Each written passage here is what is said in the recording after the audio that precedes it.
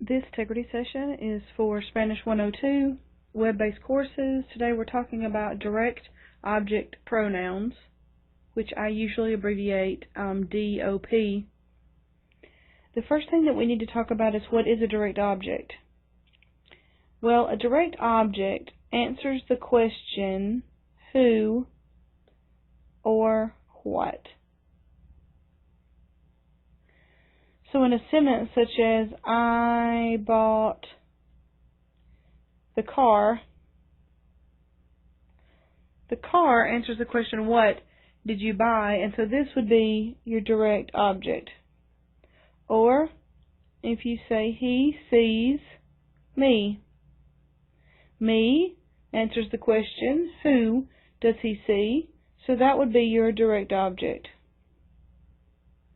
It's important to be able to identify direct objects in sentences before we move forward with direct object pronouns.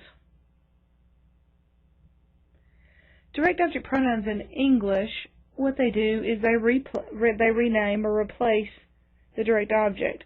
So instead of saying, I bought the car, sometimes we'll say, I bought it.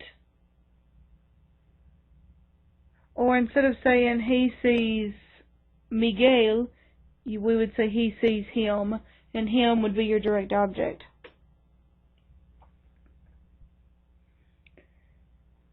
In Spanish, the direct object pronouns are as follows: me, te, lo, la, nos, los, and las.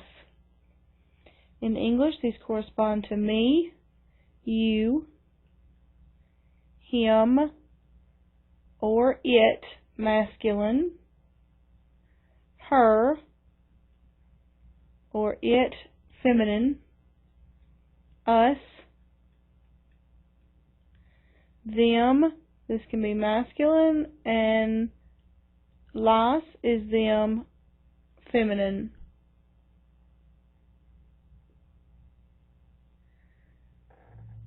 So the direct object pronouns are me, te, lo, la, nos, los, and las. Alright, the next thing that you need to know is when to use or how to use a direct object pronoun.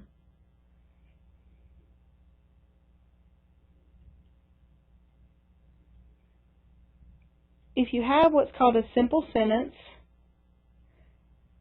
which is one subject and one verb, you put the direct object pronoun directly in front of the conjugated verb.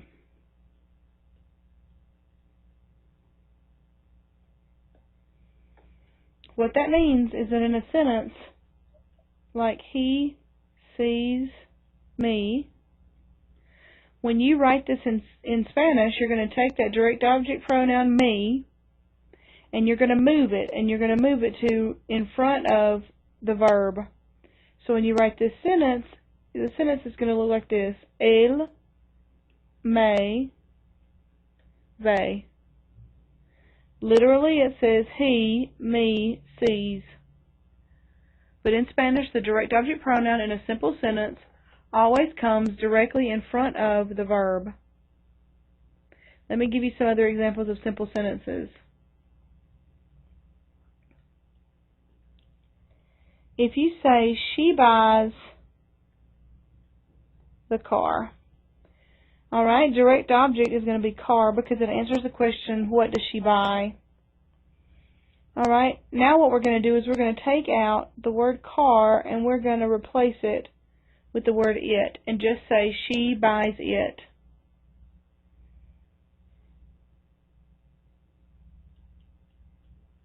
Ella compra el carro. Says she buys the car. Now we're going to take this out, el carro. And are we going to replace it with the word lo or la? We're going to replace it with the word lo, because lo is it masculine, because the word carro is masculine. When you rewrite this sentence, however, you've got to move this lo all the way up here to in front of the verb compra. So the new sentence reads, ella lo compra.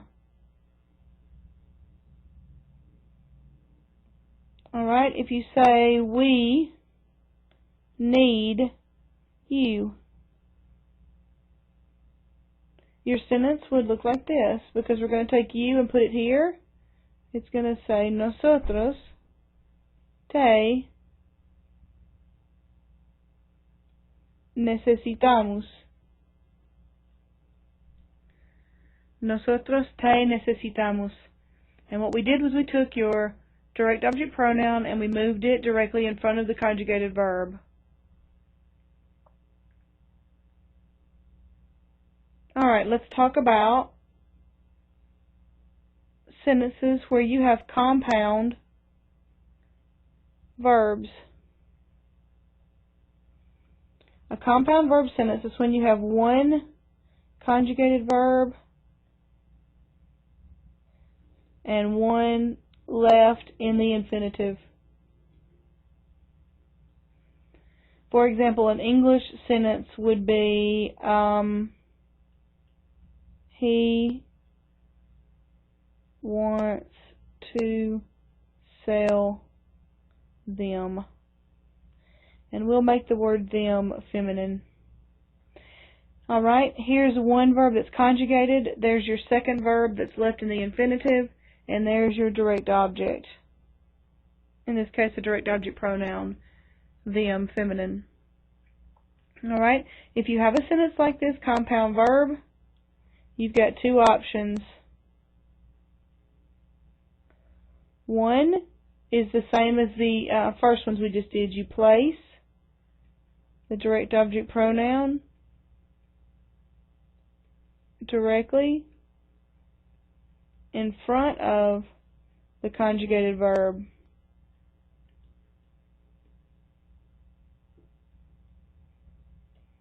Some people like to continue doing it this way. That way they don't have to learn another rule. And it's the same as the first. You take the word them, you're going to move it to directly in front of the word wants, because that's your conjugated verb. Or some people like this way because it flows better from English to Spanish because it's in the same word order.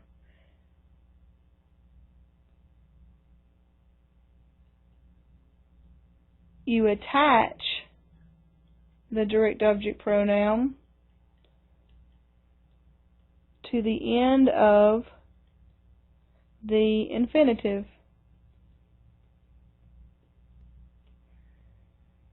What that means is if you're not going to move it to in front of the verb, then what you're going to do is you're going to take them and you're going to attach it right here to the word sell, and it's going to become all one word.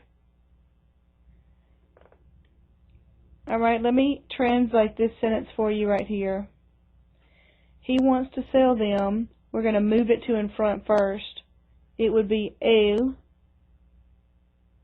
las, because them we said was going to be feminine. Quiere vender. Él las quiere vender. That's moving it to directly in front of the conjugated verb.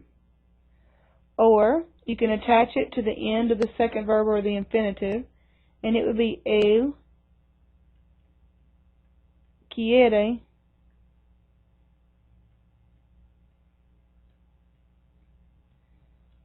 venderlas. And venderlas is one word. It's not two separate words. You attach it to the end and create one word. Alright, let me give you another example of a compound. If you say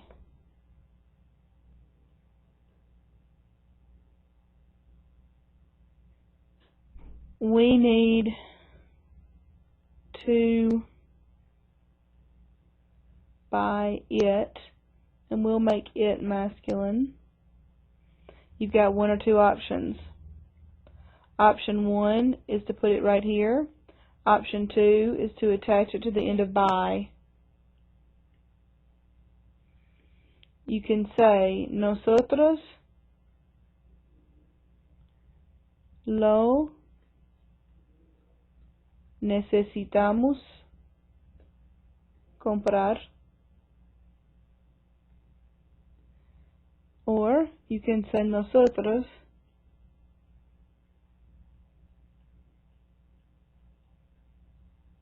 necesitamos comprarlo. And again, comprarlo becomes one word.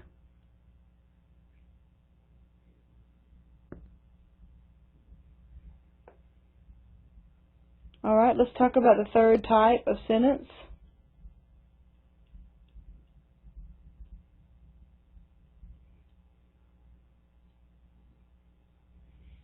These are present progressive sentences.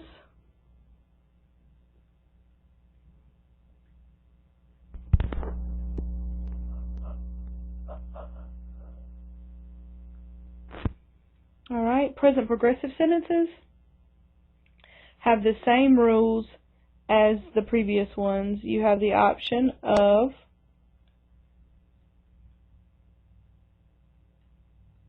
putting the D.O.P in front of the conjugated verb, or you have the option of attaching the direct object pronoun to the participle. And the participle is the ing. So, for example, a present progressive sentence would be, I am calling you. Alright, in the first way, you put it here. The second way, you attach it to the word calling. I'm calling you would be yo. Here, let me do it the first way first.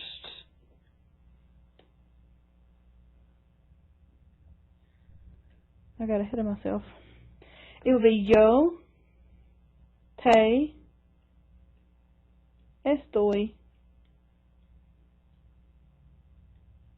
llamando. This is a present progressive sentence when you have a star first and you have an ing, which in Spanish is usually an ando or an iendo. Or you can attach it and it can say yo estoy llamándote. And llamándote becomes one word.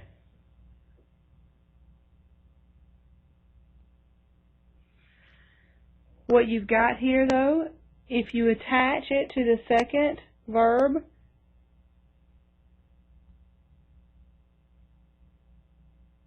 you need to add an accent to the A in llamando so that you can keep the stress. Because in Spanish, the rule is to stress the next to the last syllable. So you don't want to pronounce this llamandote. You want to keep it with the same stress as the original participle. So the verb becomes llamándote. Another one, we'll say they are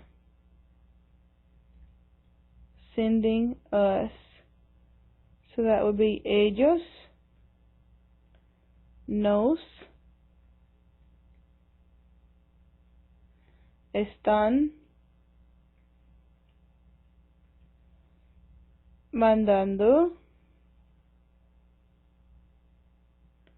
Or you could say ellos están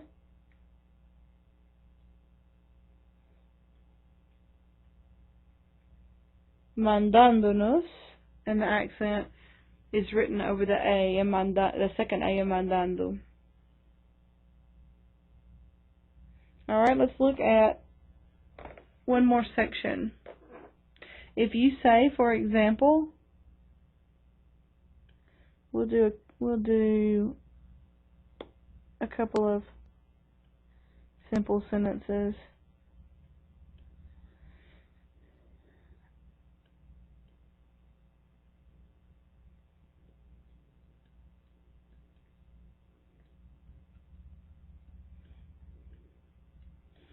Alright, she does not believe me.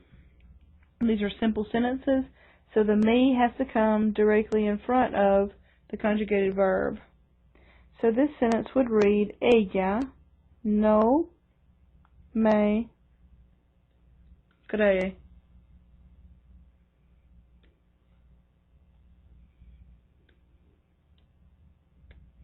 Alright, for another example,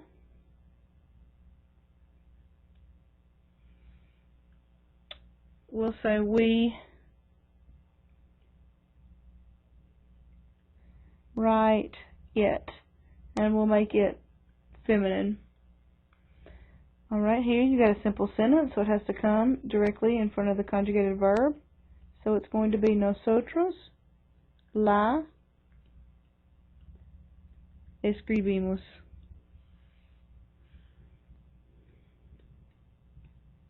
Alright, let's do a compound one. If you say, I must see her, this is where you've got the two different options. So you can either put it here, or you can attach it here. So this one could be, yo la debo ver, or yo debo verla.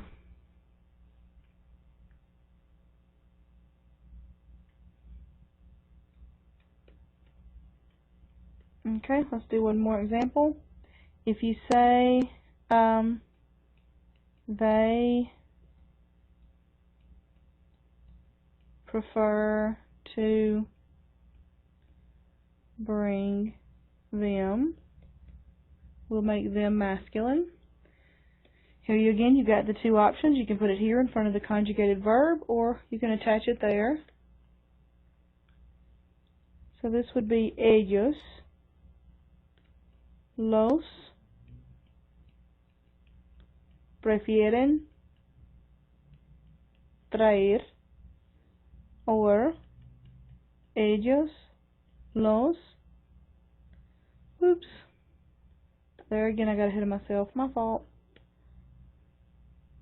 Or actually I think I just got behind myself. It'll be ellos prefieren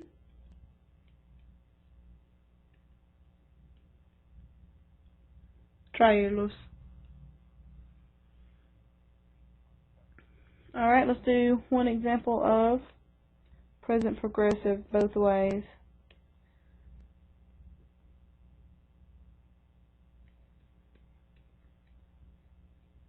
We'll say, you are reading it, and we'll make it masculine. Again, you've got options. Putting it before the word are, which is your conjugated verb, or attaching it here to the end of the participle. So this one would be, tú lo estás leyendo, or tú estás leyéndolo. Here again, since you've got a stress problem, because it should be on this syllable, you need to write it in on there on that E to make the stress fall there again. Instead of it being leyéndolo, we have to write it right here, so it's going to be leyéndolo, and the stress will be correct.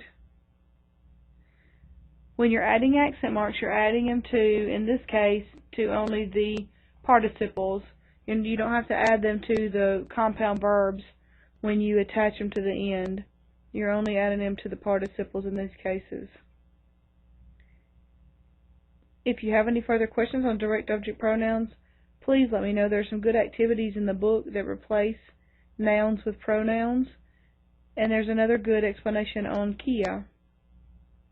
This concludes the direct object pronoun.